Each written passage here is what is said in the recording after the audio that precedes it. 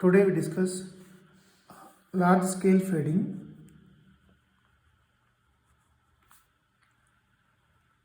Large scale fading. So fading means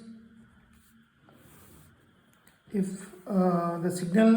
if the receiving signal subjected to random fluctuations, randomly if signal level is changing, signal level means the received power if it is changing or amplitude is changing randomly. So we call that effect as fading. So large scale here means what? If the user or receiver are significantly changing their location, then if they are observing some changes in signal power or amplitude, so then we call that fluctuations are fading as large scale fading. Similarly, there is another thing called as small scale fading. Even over short distances, if you change the location, so you will experience the random fluctuations in signal level, so which is called as small scale fading, that we will discuss later. So large scale fading, that is today's our topic. So now, so what we are here to discuss is that, say there is a base station, and at a distance d, from base station at a distance d, if I measure the power here, and I'm plotting this as received power versus distance.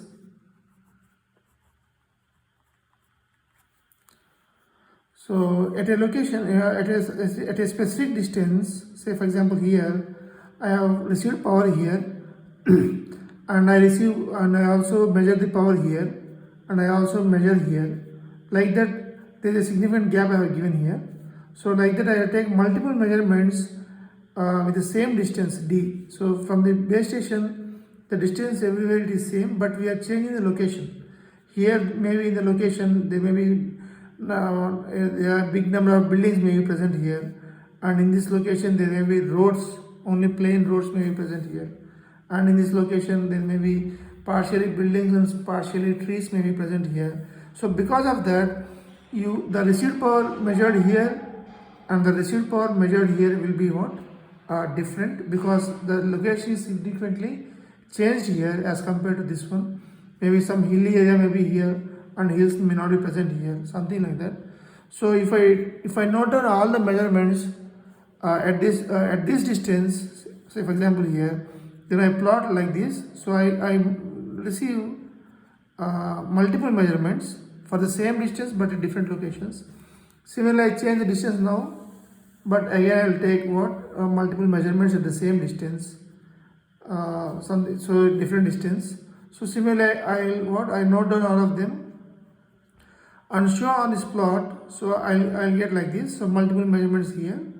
So like that, at different distances, at different locations, or at same distance at different locations, I'll get different measurements.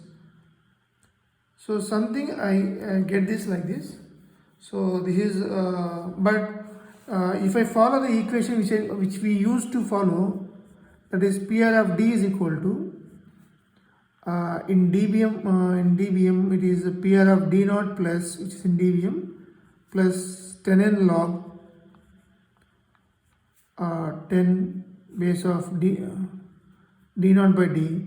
So this equation we used to follow earlier, but this equation, if distance is same, everywhere the received power will be same here. So if the TR separation is fixed, so the power will be what? Same for any location. So this model cannot represent in a real environment where distance may be same but the location is completely different here. So for that purpose we have to use another model rather than this. So that is what now we are discussing today. So coming to this measurements thing, now if I see, if I take the median values of these measurements, for example, median value is nothing but what? The middle value of all these measurements, something like this. It actually forms more or less a straight line profile. So that straight line actually can be modeled by this equation which we used to follow earlier. So what I'm trying to say is the median power of the actual environment can be followed by using this equation which we used to follow earlier. So this is actually the negative slope straight line, because see this one, n is fixed, PR of d naught is fixed. As d is changing, it is negative, so the line will be what? Changing. So PR of d in what? Either you can take it in dBm or dBs. So this axis in dBm and this is what? Something like this. So earlier what we used to follow, the equation can only to find the median value of the received power, not the exact measurement of the received power. The exact measurements of this, they will be differed by some value. Say I can I can write like this. So the received power PR of D is equal to PR of D bar plus some deviation from the actual median value. So for example, for all these measurements here, the deviation is positive. For all these measurements, the deviation is negative. I show this as some x in dB quantity. So I write this as what? X in dB. So this is actually random value. One cannot know before until unless the value is measured.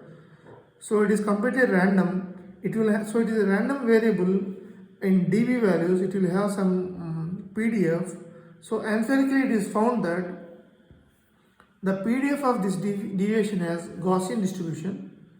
So it is a Gaussian distributed random variable.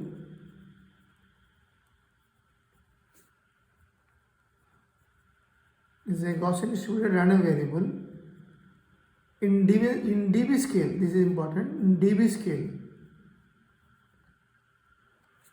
So in dB scale it will be what? So how it is found is empirically, means they have observed several measurements. For example, so they have in this example case, so they subtracted every measurement from this median value. Then what you get, all those values will be corresponding to this x dB. So for all of those values, so for example here how many are there? Say 3 and 6 are there. So 6 measurements we have here, 6 we have here, 6 we have here. Like that we have multiple measurements for x values. And if you plot histogram or PDF of them, so that histogram and PDF is happen to be histogram or PDF is happen to be a Gaussian distribution. That is because all of measurements are dB scale. So Gaussian distribution in dB scale. So if a Gaussian distribution is in dB scale, in linear scale it will be log normal distribution. So this quantity in dB it is Gaussian distributed, and in linear scale it will be log normal distribution. So log normal, so distribution. Further to add here, that this measurement actually, why it is differed from this this one, which is only distance dependent. This is only distance dependent. Why the actual measurement differed from the distance dependent received power? Because there may be multiple diffractions may be present, so multiple reflections may be present. There may be different phenomena called scattering, also different things may be present. All of them are modeled with what? Statistically by some random variable, that is x here.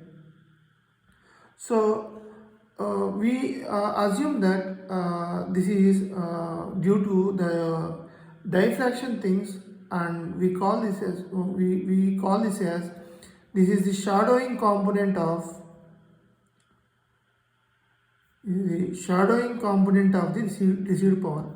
We call this deviation as, maybe this is due to different propagation mechanisms. This is differed with the distance dependent received power, but we take this as is the shadowing component of the received power. And so it will be plotted. So it will be what? It will be the histogram of PDF will be something like this. It will be a zero mean Gaussian random variable. So Gaussian random variable maybe something like bell shape like this, and it will have certain deviation. So how do you specify a Gaussian variable with the mean and the standard deviation? It will have certain deviation. This deviation varies from location to location. So sigma is called as the deviation or shadowing deviation.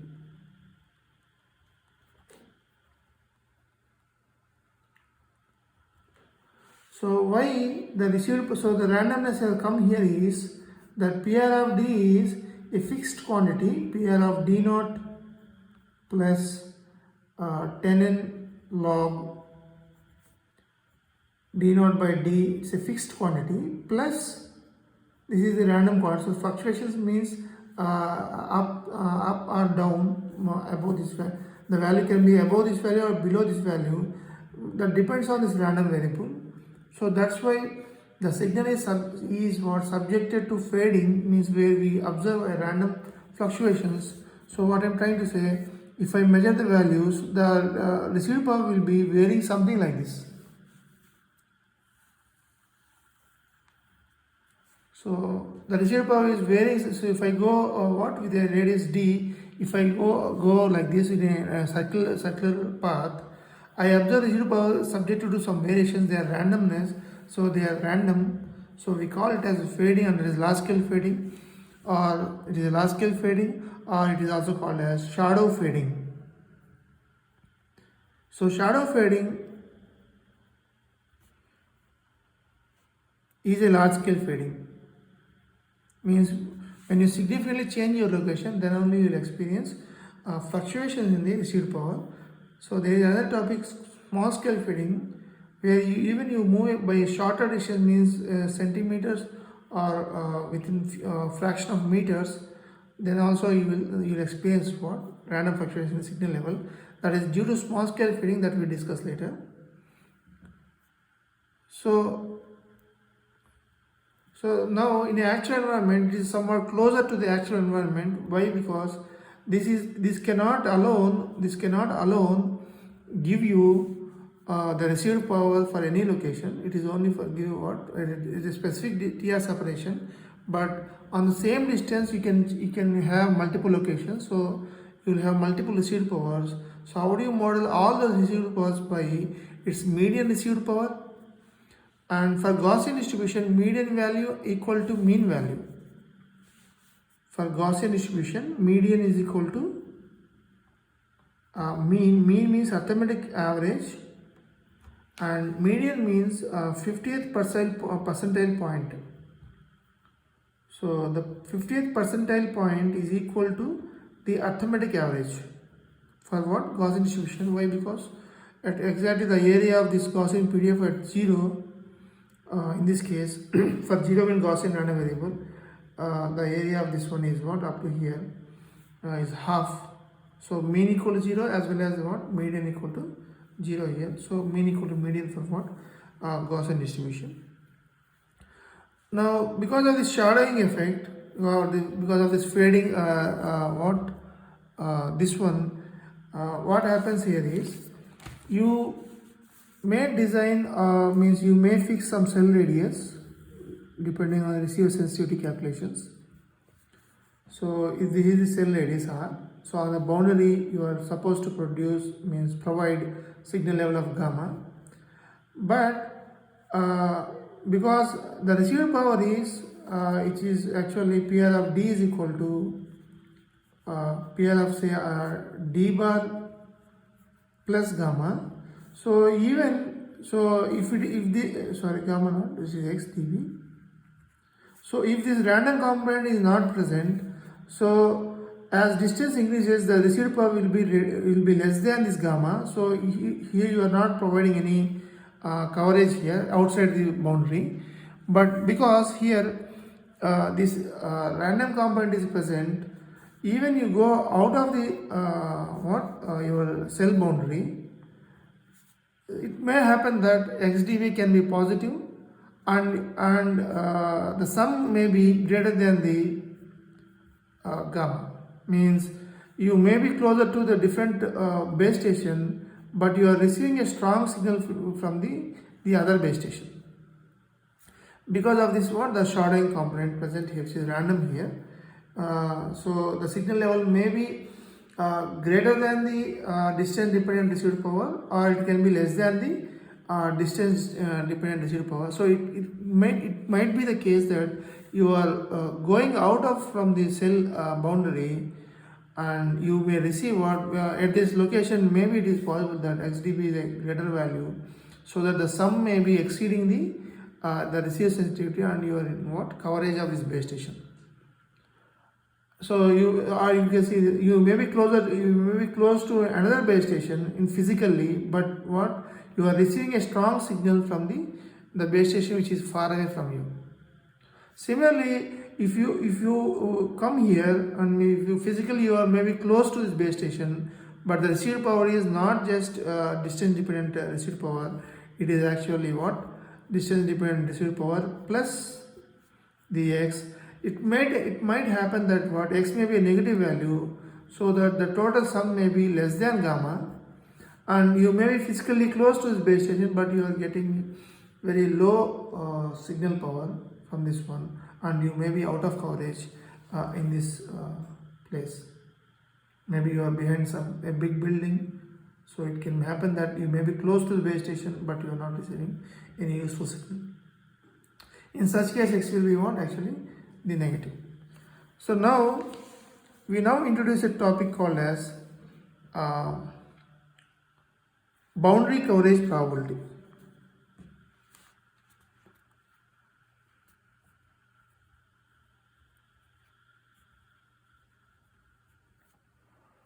Boundary coverage probability, because it became completely random variable, the received power is, so probability. So the received power is actually what we have got is PR of D is equal to it will have some median value or mean value plus a zero mean Gaussian random variable having deviation sigma. So now the received power will have a mean value of this much, and it will have what it will be what Gaussian distributed. So now, so what is boundary coverage probability here is, so this is cell, so at radius, so this is a cell radius r. Now because actually as we discussed here, on the boundary the sum of this distance dependent and plus this random may be greater than gamma or maybe less than gamma.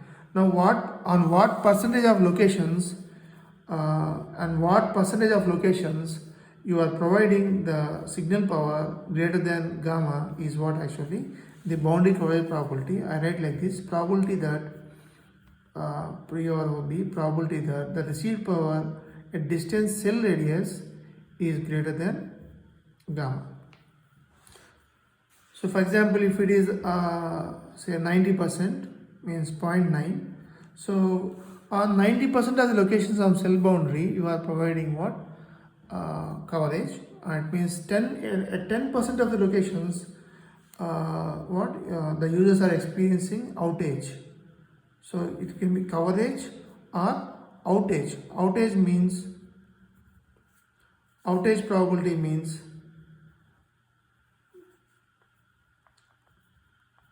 probability that PR of R less than gamma. If the received power is less than gamma, so that is called as what outage. If it is greater than gamma, it is what coverage. So since it is a Gaussian random variable, we can have some expression for the probability that the received power in the boundary exceeds or equal to the receiver sensitivity. So before that we write what is the PDF of the received power is. So the PDF of the received power is PR of D, so PR of R here of x is equal to 1 by root 2 pi sigma into e power minus, and it is x minus, its mean value is pair of d bar or r, It is R we are talking about. So PR of R bar square divided by 2 sigma square. So this is a PDF of that. So probability that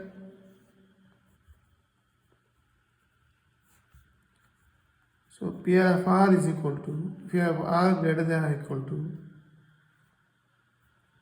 gamma is equal to gamma to infinity is a received sensitivity to infinity. So f of x dx. Substituting this, you will get like this. So 1 by root 2 pi sigma into gamma to infinity e power minus x minus pl r whole square divided by 2 sigma square dx. You can simplify this further. It is 1 by root 2 pi sigma.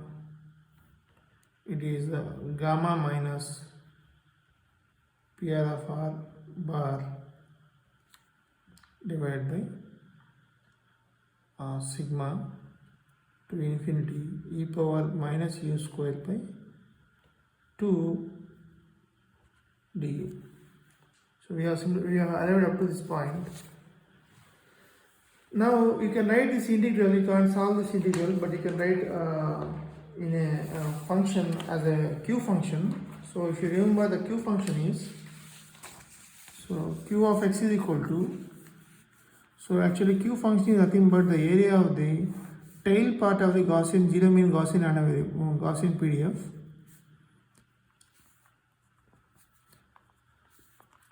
Say, so q of x is nothing but what? A zero mean unit variance tail part of the area of the tail Gaussian PDF tail. So q of x is equal to, so 1 by root 2 pi x to infinity e power minus u square by 2 du. So if you compare those two equations, and this one, and you can write what the boundary coverage probability in terms of q function as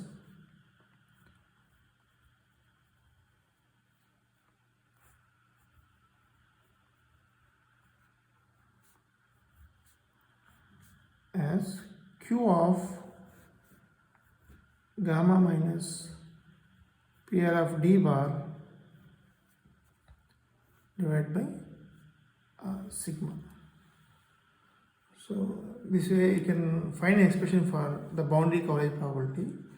So q function, you can find the values of q function by using tables or graphs. Okay, so that is the expression for the boundary coverage probability. And one more property of q function is, here I want to say q of minus x is equal to, so minus x means from minus x to infinity the area, that is equal to actually 1 minus q of x. This will be useful in solving problems. So for example, it is not PR of R, it is actually PR of R. So the median received power on the boundary, it is given that, say for example we have to solve some problem. If PR of R bar, it is given that, say some 90 dBm, minus 90 dBm, and the particular environment Gaussian PDF is, starting deviation is of that particular environment where we are evaluating the boundary coverage probability, say it is 8 dB, and the receiver sensitivity, say it is minus 100 dBm, then what is the boundary coverage probability of this particular case is, that is the boundary coverage probability is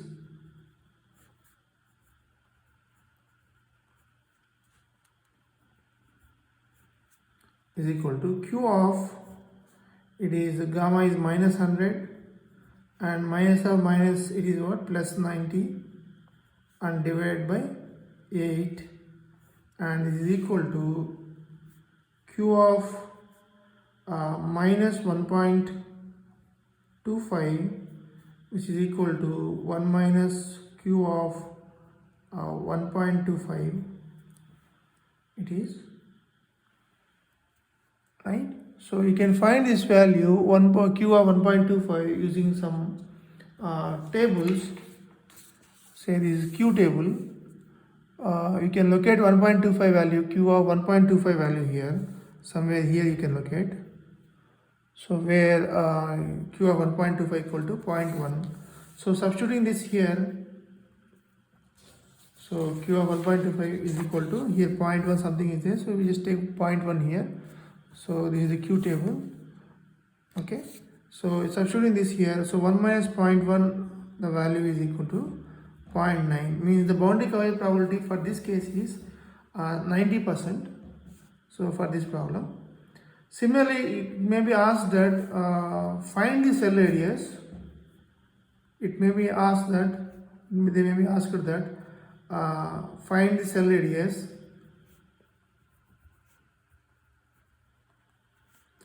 or for given boundary coverage probability, for given boundary coverage probability.